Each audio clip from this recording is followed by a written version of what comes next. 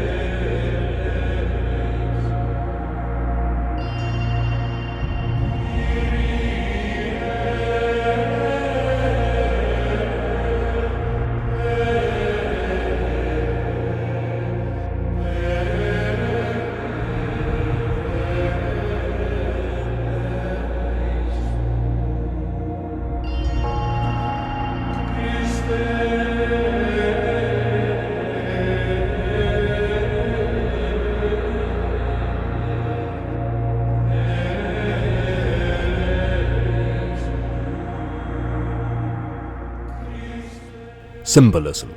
This is what many people fail to understand when it comes to the Bible and the Christian religion. An old book is meant to be taken literally, yet in this religion one is surrounded by symbols. Let's look at another small Christian chapel. We see the wooden construction and the many pictures that are supposed to tell stories from the Bible to the viewer. But what is that? Why are there two pelicans carved in the middle of the big cross? They are a symbol of love to the point of self-abandonment, and the symbol is based on a misconception. In old times, people did not know that pelicans caught fish with their big beaks, which they brought to their offspring. To observers, it looked as if the pelicans were opening their beaks and letting their offspring eat them up. For those people, this was a wonderful sign of self-sacrificing parental love. The parents let themselves be eaten so that the offspring survived. Of course, that played a very good role in the whole myth of sacrifice in the Christian church. This is why those pelicans are there. And here we come straight back to a depiction from the book of Revelation. Christ opens the gates of hell. We've already discussed that the apocalypse is also full of symbols, and in a sense of intertextuality, this symbolism also extends to the novel The Name of the Rose. The adaptations try to go a step further in some places. The series The Name of the Rose tries hard to end each episode with a cliffhanger and therefore stretches the plot a bit in some places. But if you look at the whole thing closely, Echo himself had already installed cliffhangers into the plot, especially in the last few days. We see it right here. The 6th day ends when William and Azzo finally enter the Finis Africae. And this is where the 7th day picks up the events again. Let's take a look at the novel. Azzo briefly describes the room, the Finis Africae, to us, only to immediately realize that there is someone sitting in the dark who seems to be waiting for him and William. And William's sharp mind does not disappoint. Even now, before the light of the lamp Azzo is holding can illuminate the stranger, the old Franciscan addresses him. "Good evening, Honorable Jorge. Were you expecting us?" In fact, yes, it's Jorge of Burgos who's been waiting all day for William to come here. William deduces that the noises he and Azzo heard entering the edificium must have come from the abbot. Jorge admits that he lured the abbot into a secret passage that will allow one to get to the Finis Africae faster.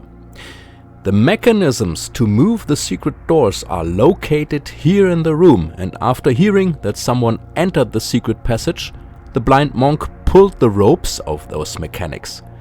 The ropes snapped and locked the secret doors, leaving the abbot trapped between two of them. Not long now, and he will be suffocated. The abbot was no longer useful, as William's research had revealed what really was going on in the abbey. Jorge is the mysterious librarian who had been given the post instead of Alinardus.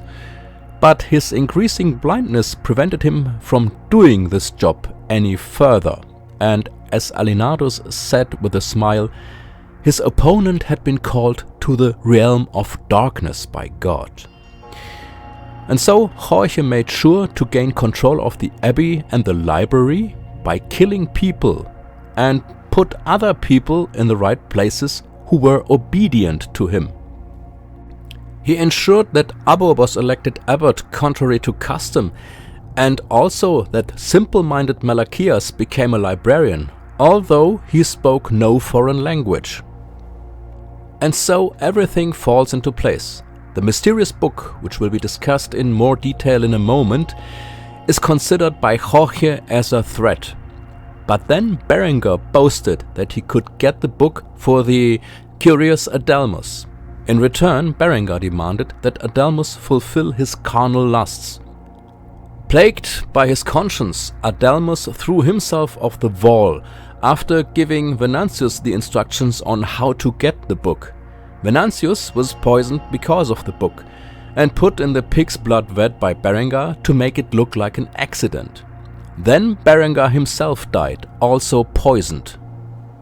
When Jorge found out that Severin had found the book, he spoke to his henchman Malachias, who also had an affair with Berengar.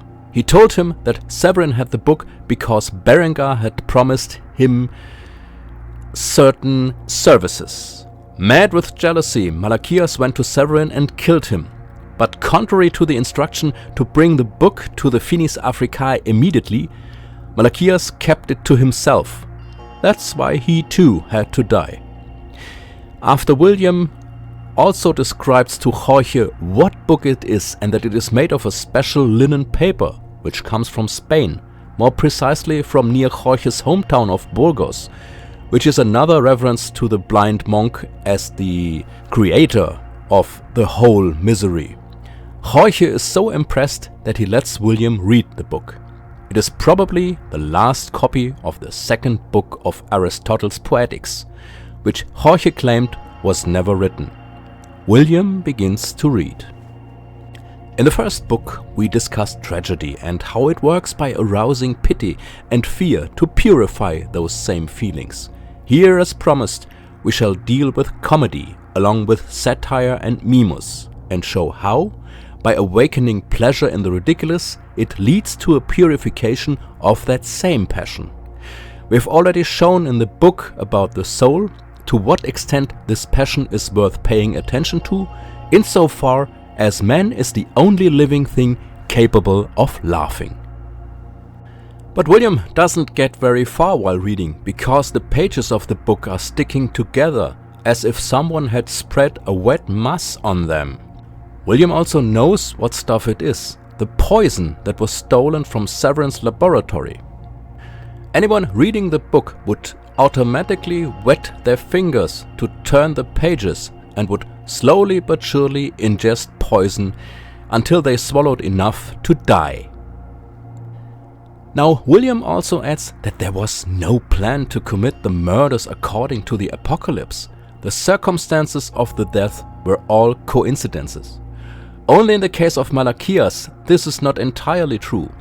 After Jorge had heard that it even seemed logical to William that the murderer should drape the dead after the trumpets of Revelation, the blind man told his librarian that he must not read the book under any circumstances, for it has the power of 1,000 scorpions. In the meantime, Jorge even was convinced himself that the divine providence was involved. But why this book? Because it's from Aristotle, the philosopher who elevates laughter to something high and jeopardizes the world order in Jorge's opinion. Anyone who laughs and is therefore no longer afraid of the devil, no longer needs God. Laughter must be eradicated, if necessary, along with the person who laughs. William then calls Jorge a devil. You have been lied to. The devil is not the prince of matter. The devil is the arrogance of a spirit, faith without a smile, the truth that never doubts. An intellectual showdown ensues between the two, but every statement made by Jorge is wisely answered by William. Jorge then takes the book, starts tearing up the pages and puts it in his mouth, again following the apocalypse. And I went to the angel and asked him to give me the little book. He said to me, "Take and eat it. It will be bitter in your stomach, but sweet as honey in your mouth." So I took the little book from the angel's hand and ate it. In my mouth it was sweet as honey, but after eating it, my stomach became bitter. William tries to stop him, but Jorge puts out the lamp and wants to lock up the two monks in the Finis Africae. However, even in the dark, they find the door to the mirror and manage to keep it open. Azzo lights his lamp again and they both pursue Jorge. When they confront him, he knocks the lamp out of Azzo's hand, which falls into a pile of books and ignites them. The fire spreads quickly. Jorge throws the remains of the book into the flames, only to fall into them himself. The flames rush from room to room. William and Azzo alert the other monks with the church bell, but disaster strikes. Not only does the library burn down, there are also sparks flying, which very quickly cover the entire abbey with fire. When it is clear that nothing can be saved, William philosophizes about the Antichrist. The Antichrist springs rather from piety itself, from fanatical love of God or truth, just as the heretic springs from the saint and the demoniac from the seer. Fear the prophets of truth, Azzo, and especially fear those who are willing to die for the truth. They usually let many others die with them, often before them, sometimes instead of them. Then Azzo tries to cheer up his master while one building after the other collapses. Because after all, William has found out everything about Jorge. But then the two decide it's time to leave. And this ends the narrative part of the novel. Let's first come to the things that have been carried over into the adaptations. The perpetrator, of course, and the motive. In the movie, the scene in the Finis Africae is kept a little shorter. For example, a whole paragraph is missing in which William vents his anger at Jorge's arrogance by imagining loud that he would strip the blind man naked and chase him across the monastery courtyard with rooster feathers in his butt, so that nobody is afraid of him anymore, but everyone laughs at him. Many small details are missing, for example, the reference to the paper or that the book is a combination of several books, and what I haven't mentioned yet, the secret room isn't even called Finis Africae. Even the death of Severin and Malachias are no longer associated with the apocalypse. Although Severin is killed with an amylary sphere in the film, the murder weapon is not discussed further, and why Malachias speaks of 1,000 scorpions when dying is also not explained. Also, the abbot is not included in the scene. He somehow disappears from the story. Jorge mentions that there are secret passages, but he didn't lock anyone there. The library catches fire in the same way as in the novel, except that William stays behind to bring out stacks of books. A lot has been taken over from the novel into the series, including William's speech about how he would like to ridicule Jorge. Here too, Jorge blocked the mechanics of the secret doors for the corridors through which the abbot wanted to get to the Finis Africae. In one scene, we see the abbot's lamp slowly going out, presumably due to lack of oxygen. Again, the library catches fire for the same reason as in the novel. And so we come to the additions in both adaptations. The countdown. In the movie, Bernard Gui orders the pyres to be set up, and while Azzo and William are in the library, the prisoners are let out as the villagers gather. The delinquents are tied to stakes on the pyre, and each is asked if he or she has renounced the devil and accepted Jesus Christ as Lord and Savior. To which Remigius says, "The devil I forswear is you, Bernard Gui." Salvatore himself is so broken from the torture that he sings a children's song to himself, while the Rose is already unconscious. Then Salvatore's pyre is lit, who burns alive, screaming. When it is Remigius's turn, the windows of the edificium burst from the fire that has engulfed the library. The monks run away to put out the fire, and the villagers come threateningly close. Remigius already feels safe, but Bernard Gui personally ensures that his pyre is also burning. Before he can lit the pyre of the rose, the villagers rush on him and he flees to safety. At the same time, an angry Azzo comes out of the library, who sees Gui trying to escape. He tries to stop him while constantly talking to him that William has found the real murderer and that Gui will come before the Pope and on the pyre. But when he tries to close the main gates of the abbey, it jams just long enough so that Gui's car can still get through. Then it falls down and Azzo can no longer follow Gui. On the way, however, the inquisitor is already expected by the villagers, who overturn Gui's car, causing the car to fall down a slope. The frame shatters, Gui falls out and is impaled by one of his own torture devices and dies. Azzo returns to the edificium, where William has just stumbled out of the door. Relieved and delighted, the novice falls into his master's arms. In the series, Gui has the pyres prepared in secret, while he thinks everyone is in the church. Parallel to the events in the Finis Africae, the prisoners are brought out, but Anna intervenes. She holds a sword to Gui's throat and reveals herself to be Fra Dolcino's daughter. She manages to get Gui to release the rose, but is distracted when it is noticed that the library is on fire. A guard impales Anna. The remaining prisoners are freed from their bonds in order to be able to help extinguish the fire. Gui takes advantage of the chaos to ride away with his escort, leaving the abbey to its own devices. Remigius walks into the fire, although Salvatore tries to stop him. However, he stays in the building on purpose and is eventually buried under flaming beams. Azzo is able to talk to the dying Anna, who tells him that the rose managed to escape. Here too, William philosophizes about the Antichrist and piety. One has to say about the movie that the ending is of course very Hollywood-esque. The villain, Bernard Gui, gets his just punishment, in which, ironically, he is killed by his own instrument of torture. Since this Gui is a distorted image of the original anyway, this ending fits, but it's totally not correct. The real Gui pronounced 930 sentences against heretics during his entire tenure before he died in his episcopal residence in 1331, 4 years after the events of the novel. The series stays closer to reality since Gui goes off to Avignon here too. Both adaptations have in common that the rose can escape. It is not entirely clear why Remigius runs into the burning library, but he may want the sentence to be carried out on him. Salvatore stays in front of the door, and we don't see what happens to him in the series afterwards. But I think the series writers added a little Easter egg in the final scenes. I can't say for sure though, as what I suspect isn't explicitly stated. Now, what is it? Alinardus also rushes over in the series when the library is on fire.